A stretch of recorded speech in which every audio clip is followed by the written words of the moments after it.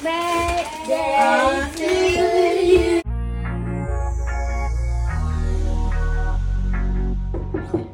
Okay. Happy birthday to you. Happy birthday to you. Happy birthday, happy birthday. Happy birthday to you. Thank you. I love you. That's from all of us. Okay, thank you. Yeah, that's from all of us. Oh, Mama, kiss mo. No, not with you. Okay, Lili. Do you like the gift? Wait, let me just touch it. Norpresa din naman pala ni Elias ang kanyang mama Ellen sa araw ng birthday nito. Napaka-sweet naman pala ng anak nitong si Ellen Adarna. At sa araw nga ng birthday ng kanyang mama, ay may hinahandang sorpresa itong si Elias para dito kay Mama Ellen. May daladala nga itong bouquet of flower at pagpasok pa nga lamang niya sa kwarto, ay kumanta na ito ng happy birthday kasama ang kanyang mga kaibigan. Napaka-sweet nitong si Elias. Ganon din ang kanyang mga kaibigan na sinuportahan itong si Elias sa pag-surprise dito sa kanyang mama Ellen. At kapansin-pansin din sa video na tuwang-tuwa itong si Liana habang kinakantahan ng happy birthday ang kanyang mama Ellen. Pagkatapos ngang kantahan ay iniabot agad ni Elias ang bouquet of flowers para dito sa kanyang mama Ellen. At agad namang tinanggap ni Ellen ang flowers na bouquet na ito ay binigay ng kanyang anak. Agad ngang nagyakap at ang mag-ina. Hinalikan din ni Ellen ang kanyang anak na si Elias bilang pasasalamat.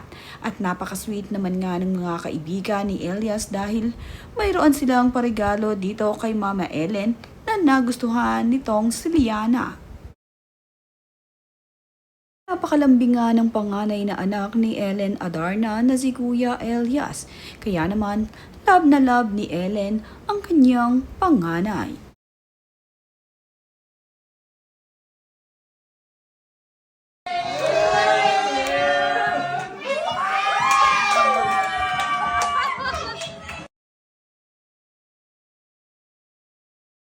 Naging napakasaya nga ng birthday celebration ni Ellen Adarna ngayong ika-38 birthday niya.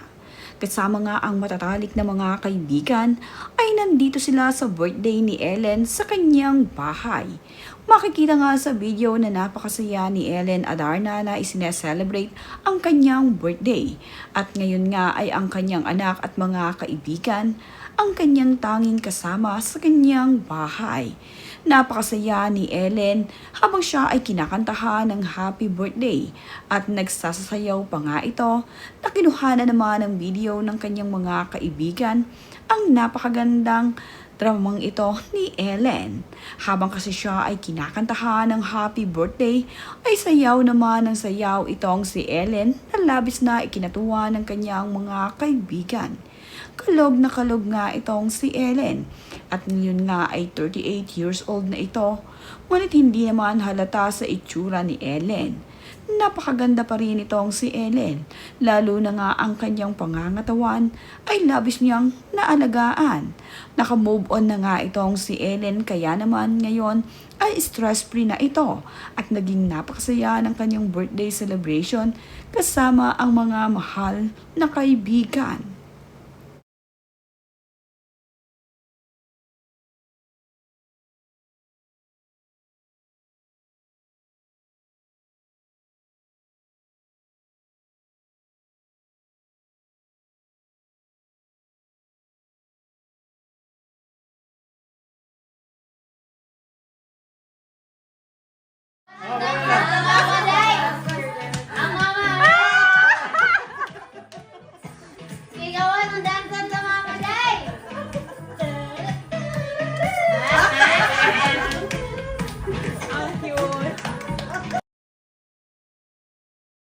Hindi naman nga nagpatalo ang bunsong anak ni Ellen Adarna at sa araw nga ng kanyang birthday ay nagpakitang gilas din ito dito sa kaibigan ng kanyang mama Ellen. Habang kumakanta nga ang mga kaibigan ni Ellen Adarna ay sayaw naman ng sayaw itong si Lily kasama ang kanyang mama. Nagpapakitang gilas nga ito sa kanila. At dahil hindi naman nga mahiyain ang bunsong anak ni Ellen, ay sayaw ito ng sayaw at tuwang-tuwa. Marami kasing tao ang nakikita ni Lily at hindi naman nga mahiyaing bata itong si Lily kaya naman ito ay sayaw ng sayaw kahit pa nanonood ang mga ito sa kanya.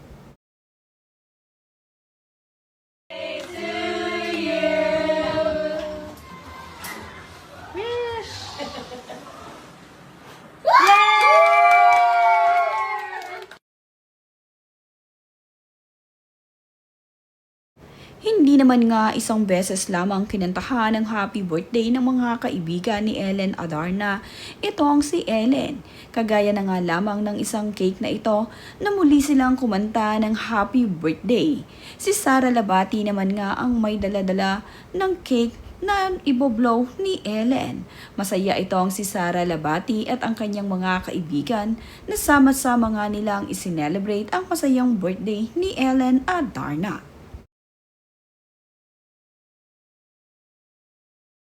Anak naman ni Ellen Adarna nang magutom ito ay kumuha ng napakaraming tinapay na ayon naman nga sa caption ibinahagi ni Ellen ay manang-manang araw itong si Elias sa kanyang tito Bito. Ganito rin daw kasi kung kumuha ng tinapay ang kanyang tito kapag nagugutom. Marami nga agad kinukuha para hindi na babalik.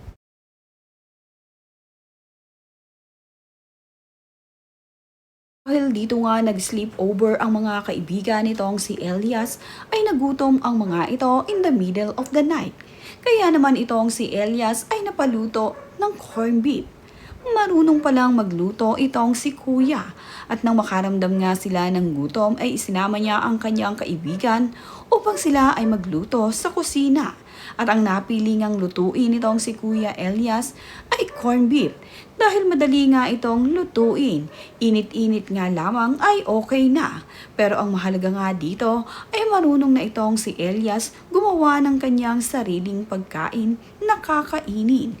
Kaya naman itong si Ellen ay proud na proud dito na kahit simpleng corned beef lamang ang kanyang lulutuin ay kayang-kaya na niya.